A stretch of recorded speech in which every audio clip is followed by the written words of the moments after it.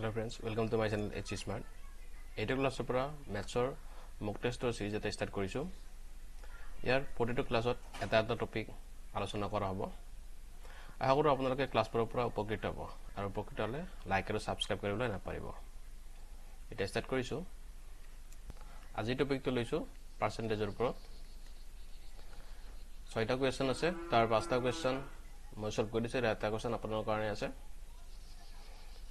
First কোৱেশ্চনটো আছে অনুপাত 5:4 ক শতাংশত প্ৰকাশ কৰা। 5:4 ক আমি কি কৰিব লাগে? শতাংশত প্ৰকাশ কৰিব লাগে। কেনে কৰিম?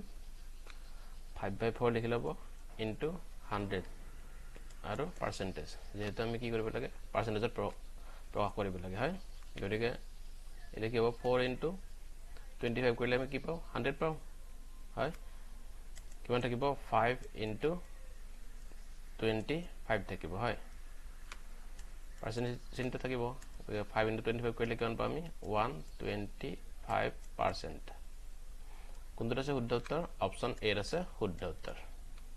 পাইছে বুজি? এইটো 2 নম্বৰ প্ৰশ্নটো আছে যদি p ৰ p% 36 ৰ সমান হয় তেন্তে p ৰ মান হয়, মানে p ৰ মান কিমান হ'ব সেইটো আমি উলিয়াব লাগে। কি দিছে? p ৰ p%, হয়? তাৰ মানে কি হ'ব?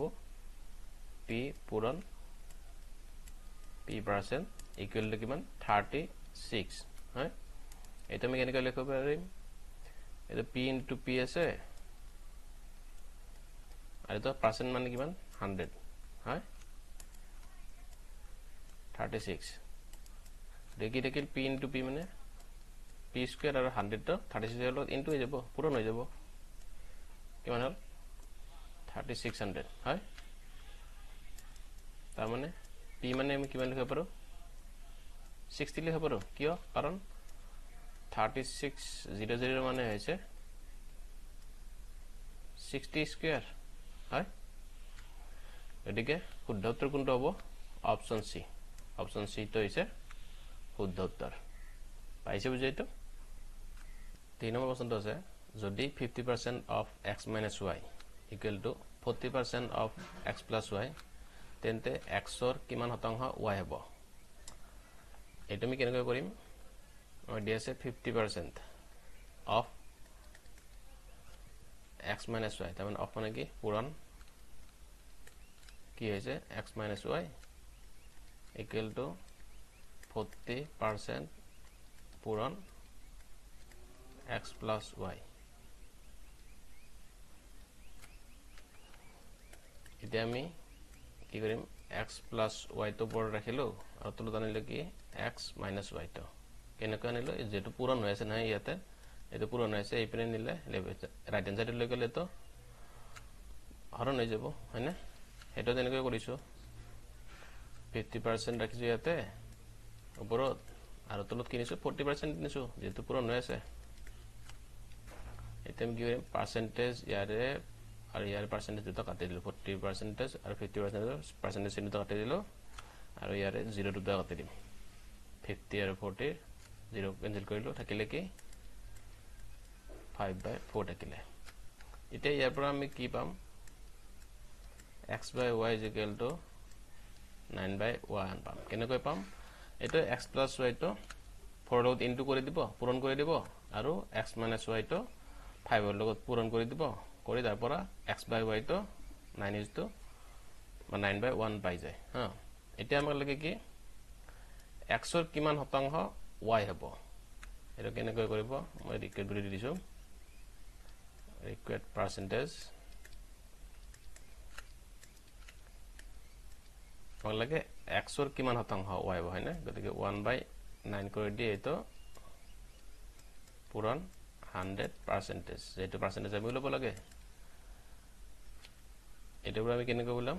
আমাক এবোৰ এনসাৰটো কেনেকৈ উলিয়াব লাগিব? 9 ৰে 100 কৰিলে কি হ'ব? 11 9 আৰু ইয়াতে কি থাকিব? 1 থাকিব, হয় না? 11 * 9 কৰিলে 99, 99 plus 1 100, গতিকে এটা হ'ল এনসাৰটো 11 1/9%। কোনটো আছে শুদ্ধ উত্তৰ? অপশন বি আছে শুদ্ধ উত্তৰ। 6 নম্বৰ প্ৰশ্নটো আছে যদি 120 এটা সংখ্যাৰ 20% হয় তেন্তে সেই সংখ্যাৰ 120% হ'ব আমাক দিয়া আছে কি 120 তো এটা সংখ্যাৰ 20% হয় 20% এটা সংখ্যাৰ ধৰিলো x ৰ কি হয় 120 হয় 20% of x is equal to কিমান 120 আমাক দিয়া আছে কি সেই সংখ্যাৰ 120% 20% হলে আমাৰ 120 হয় গতিকে যদি 120% হ'ব লাগে তেতিয়া হলে কি হ'ব এতিয়া চাও 20 ৰ লগত কি পূৰণ কৰিলে 120 হয় 6 পূৰণ কৰিলে 120 হয় হয়নে গতিকে যেটো আমাক দিয়া আছে 120 টো 120 ৰ লগত আমি কি কৰিব লাগিব 6 ৰে পূৰণ কৰি দিলে হল হয়নে কিমান হ'ব 720 কোনটো আছে শুদ্ধ উত্তৰ অপচন ডি আছে শুদ্ধ উত্তৰ পাইছে নহয় বুজি যদি বুজি পোৱা নাই তেতিয়াহলে আপোনালোকে মোক কমেন্ট কৰি লওক মই নেক্সট আকৌ ইটো ডেসক্ৰাইব কৰি ভালকৈ বুজাই দিম 5 নম্বৰ প্ৰশ্নটো আছে যদি কোনো বস্তুৰ মূল্য 20% হ্ৰাস হয় আৰু নতুন মূল্য 800 হয় তেন্তে মূল মূল্য কিমান আছিল এটা মই দুই ধৰণে কৰি দিম আপোনাক শৰ্ট ট্ৰিক্সটো কৰি দিম এটা আপোনালোকে চাই লব হলে আপুনি যেটো সহজ পায় হেতু কৰিলে হল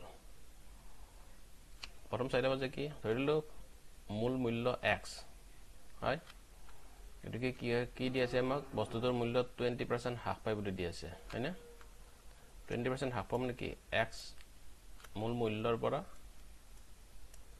20% of x equal to কি হৈছে 800 টকা হৈছে হয় যেটো নতুন মূল্য কি হৈছে তো কমিছে এই কাৰণে মাইনাস দিয়া গৈছে ইয়াৰ পৰা কৰিলে কি হ'ব x minus 20% মানে 1/5x equal to 800 আৰু ইয়াৰ পৰা আমি কি পাম এইখিনি কৰিলে 5 আৰু ওপৰত থাকিব 4 হয়নে কেনেকৈ 5 তো ওপৰত গলে 5 minus 1 হ'ব 5 minus 1 নহয় 4 থাকিব হয় এনে আপোনালোকে জানে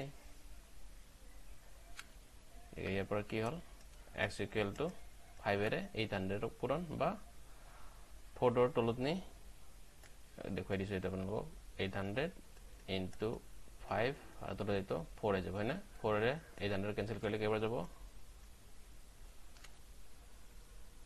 200 বাৰ হয় গতিকে 200 into 5 থাকিল 200 into 5 কৰিলে কিমান পোৱা যাব 1000 গতিকে মূল মূল্য কিমান আছিল 1000 আছিল শৰ্ট ফৰ্মত কেনেকৈ কৰিম এতে দিয়া আছে কি বস্তুৰ মূল্য 20% হ্ৰাস পায় মানে 20% হ্ৰাস মানে কি হল 100 ৰ পৰা 20% কমি গল হয়নে কিমান কথা মানে 80% 80% কেনেকৈ লিখিব পাৰিম 0.8 বুলি লিখিব পাৰিম না হয় না 100% তলত লৈ গলে এটো 0.8 হ'ব হয়নে কেনেকৈ কৰিম এটো নতুন মূল্যটো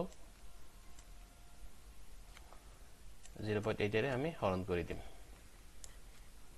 0.8 এতে এটাৰ পৰা আমি কেনেকৈ পাম যদি পইণ্টটো উঠাই দিও মানে এটো দশমিকটো যদি উঠাই দিলে কি হ'ব ওপৰত 8000 হৈ যাব হয়নে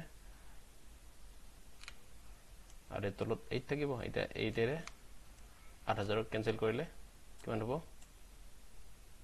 1000 থাকিব হয়নে আৰু শুদ্ধ উত্তৰ কোনটো পাইছো এইটো অপচন এটো আছে শুদ্ধ উত্তৰ পাইছে বুজি এইটো 6 নম্বৰ প্ৰশ্নটো এটা আপোনালোকৰ কাৰণে দি দিছো প্ৰশ্নটো আছে যদি কোনো বস্তুৰ মূল্য 25% হ্ৰাস কৰি 600 টকাত বিক্ৰী কৰা হয় তেন্তে মূল মূল্য কিমান অপচন এটো আছে 800 option B 750 option C 650 option D 700 এটা আনসারটো আপোনালোকে কিমান পায় সেইটো মোক কমেন্ট কৰিলে হল তোমালোকৰ ক্লাছটো মানে ক্লাছৰ পৰা যদি আপোনালোকে উপকৃত হৈছে তেনেহলে লাইক আৰু সাবস্ক্ৰাইব কৰিব নাপাহৰিব ধন্যবাদ